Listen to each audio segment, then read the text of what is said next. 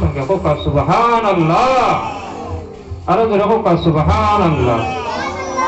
আর যা ছাত্র আছে সবার সম্পর্ক হইল আল্লাহ রাসূল সাল্লাল্লাহু আলাইহি ওয়াসাল্লামের সাহাবায়ে কেরামের সঙ্গে। আমার বুজুর্গ, এই জমিনের মাঝে সর্বপ্রথম মাদ্রাসা যেটা আসলো, এই মাদ্রাসা মাঝে সবক রাসূলুল্লাহ সাল্লাল্লাহু আলাইহি ওয়াসাল্লামে দিছে। আর শিক্ষা অর্জন যারা করছেন এরা হইল সাহাবায়ে কেরাম। আমার বুজুর্গ, হাদিসে বর্ণিত আল্লাহ রাসূল সাল্লাল্লাহু আলাইহি ওয়াসাল্লামে যে সময় সাহাবায়ে কেরামের সবক দেয়, সাহাবায়ে কেরামের সবক দিতে দিতে দেখা যায় সাহাবায়ে কেরামের পেটের বুক কিন্তু করেন, পেটের বুক করেন, পানির প্রয়োজন আছে, আছে নিনা পানির প্রয়োজন আছে।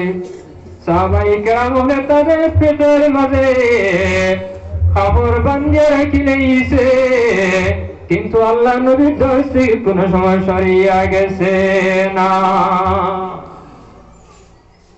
আল্লাহ রাসূল সাল্লাল্লাহু আলাইহি ওয়াসাল্লাম ওদের দরস সুবহ দিতা, আল্লাহ রাসূল সাল্লাল্লাহু আলাইহি ওয়াসাল্লামের জবান মোবারক থেকে যে ক্লাস চলে, এই ক্লাস তো ইয়া তারা খানির মাঝে গেছে।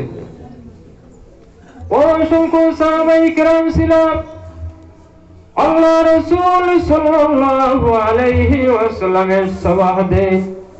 আরে হাদিস শরীফ খুললে পাওয়া যায় রাসূলুল্লাহ সাল্লাল্লাহু আলাইহি ওয়াসাল্লাম সাহাবীদের সবাহ পাওয়া যায়নি না, কিতাব খুললে পাওয়া যায়।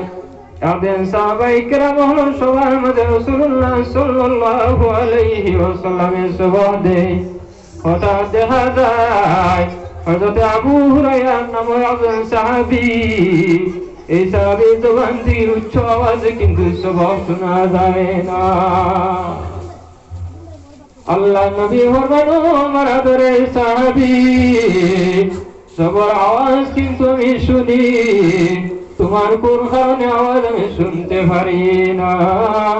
এই সময় আল্লাহ নবী সাহাবী ফরমান, ইয়া রাসূলুল্লাহ, কয়েক দিন হয়ে গেছে আমার পেটের মাঝে কোনো জাত কিন্তু দানা যায় না।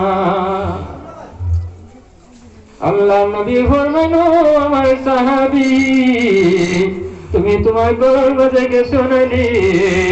এই সময় সাহাবী ফরমান, ইয়া রাসূলুল্লাহ, আমি গর্বের মাঝে যাই না, আপনার জবান মোবারক থেকে ওমন একটা হাদিস আপনি বয়ান করবা, হয়তো আমার জীবনের মধ্যে এই হাদিসটা আমি আর শুনতে পারতাম না।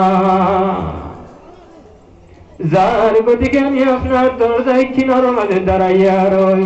আল্লাহ নবী যে সময় শোনার রাসূলুল্লাহ সাল্লাল্লাহু আলাইহি ওয়াসাল্লামে তার একটা তলি দিছেন, দেওয়ার জন্য আমার সাহাবী, এই তলিটা আমি তোমার কাছে দিছি, যে সময় তোমার খালি প্রয়োজন পড়ে বিসমিল্লাহ পড়িয়া মাওহে দুরূদ পড়িয়া এই তলির মাঝে তুমি হাত ঢুকাইবা, আর এই তলির থেকে তোমার খালি কিন্তু তুমি ভক্ষণ করিও। সুবহানাল্লাহ। এই তলির মাঝে তোমার কিতা আছে? রিজেক আছে। যে সময় তোমার রিজেক প্রয়োজন আছে এই সময় তুমি কিতা করিও? ওর মাঝে হাত হারাইও বিসমিল্লাহ পড়িয়া, আমার উপরে দুরূদ পড়িও, পড়িয়া হাত হারাইও, মৌলা তোমার রিজেক দিলে বাবা। সুবহানাল্লাহ।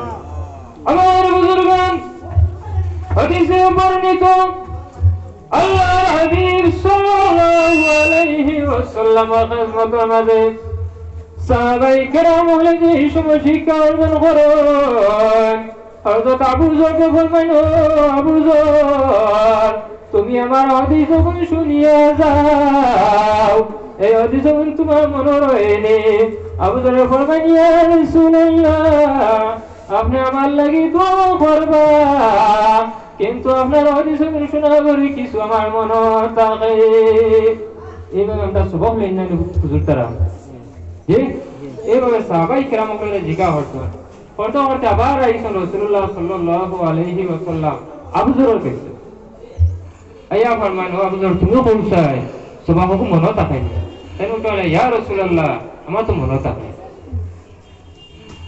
করি হলো হলো আবার আবু হুরায়রা গেছে আইতো আবার হলো উঠে হলো ও আবু হুরায়রা তুমি পৌঁছায় তোমার মনে তাকাই আর তো আবু হুরায়রা ফরমায় ইয়া রাসূলুল্লাহ অনেক হাদিস কিন্তু আমি শুনি ইয়া রাসূলুল্লাহ সব কিন্তু হাদিস আমার মনের মাঝে থাকে না আল্লাহ নবী ফরমান আবু হুরায়রা তুমি হাত দাও আল্লাহ নবীর সামনে হাত দিছো আল্লাহ নবী তোমার জগৎ থেকে মুখ করিয়া আবু হুরায়রা হাতের মাঝে কি দিছো আর আবু হুরায়রা ফরমায় আমি আল্লাহ জাতর কসম খাইয়া কইয়া আর একটু হাদিস আমার মন থেকে ছুটিয়া গেছে না হোক সুবহানাল্লাহ আর বুজুর্গান যে সময় তোমার ছেলের মাদ্রাসার নামে দিবে তোমার উদ্দেশ্য কি রাসূলুল্লাহ সাল্লাল্লাহু আলাইহি ওয়াসাল্লামের ওয়ারিস হইতো